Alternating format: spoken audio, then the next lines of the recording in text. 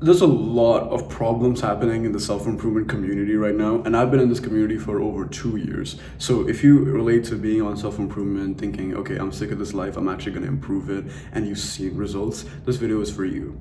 And the problem that I'm talking about is the fact that the entire community is focused on the optimal range for everything. Now, you can focus on the optimal range for everything, such as sleep, fitness, muscle building, the concept of like mental health. You can figure out the optimal range for everything. And I used to be this like optimal guy. I would like autistically look at every optimal way I could do everything, literally everything: sleep, talking to people, going outside, how much sunlight exactly is 13 minutes I need to get. I was very, very good at numbers in terms of like life. So my problem with this, you might be thinking, okay, so you liked it, so why would you have a problem with this?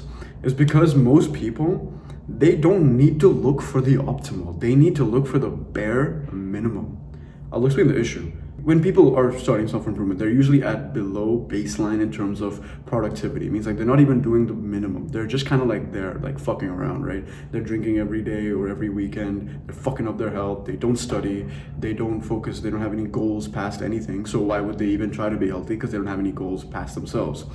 The problem comes here when they've decided that they want to change their lives, and all the information online is focused on, you need to focus on the optimal. The optimal way is the best way. Like, the problem with this is they're making the bar so high for these people. Okay, so now imagine there was a guy sleeping, and he works a pretty hard job. He eats a pretty shit diet, but then he kind of has to because he has no time to cook. And the job is pretty taxing, but he does it because it earns money for his family, and he's proud of it just because, he gets to provide. Fine. His problem right now is he gets 3 hours of sleep. Just three.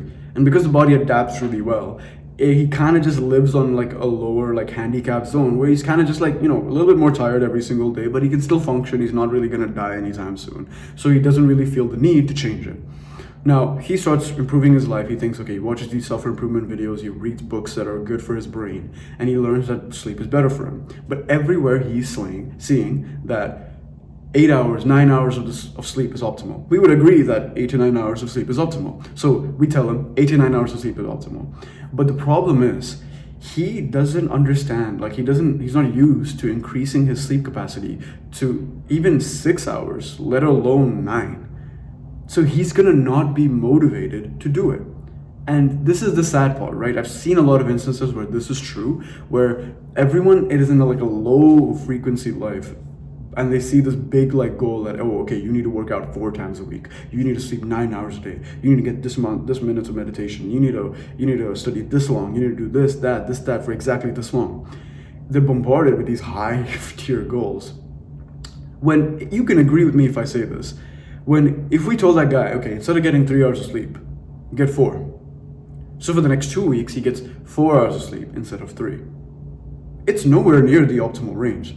But you and I would agree that would get him better health, right? He would wake up feeling way more energized, way more focused, way more loving, way more purposeful, just because of that 1 hour sleep, because we understand the importance of sleep and the exponential increase, right? You understand that if he goes from 3 to 4, he's gonna get a lot of benefits.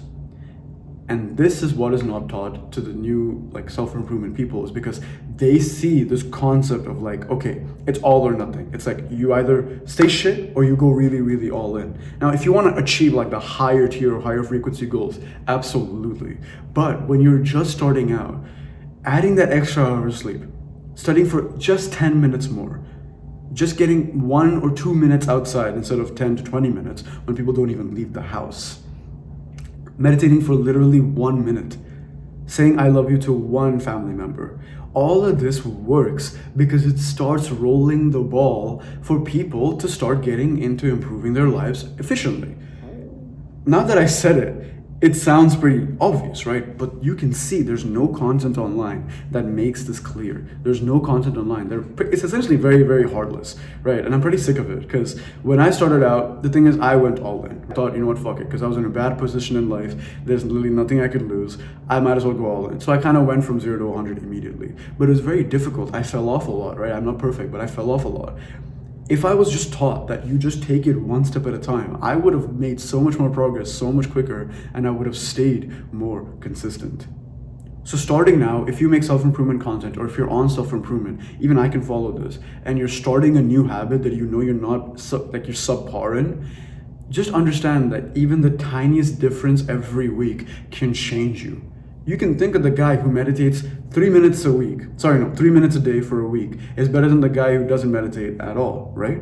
Even though the optimal range for meditation scientifically is 13 minutes, right? Like, you understand, like, even though it's 13 minutes, forget that ever existed. You know the guy who meditates 3 minutes a day for a week is better than the guy who doesn't meditate at all, and you know that's true. So clearly this optimal thing is only for the people who've already become very expertised at it, and now they can like optimize it and tweak it just to be perfect.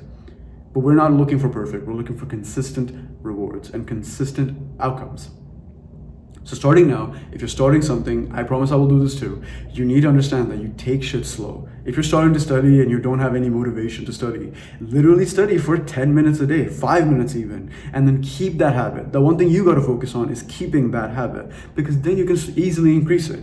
Once you're studying every day for 5 minutes, doing another 5 to 10 minutes is not that difficult, right? So you understand the habit is what's important, then you can progressively overload.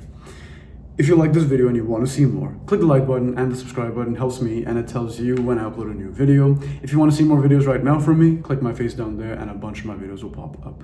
And I hope to see you in the next one. Bye-bye.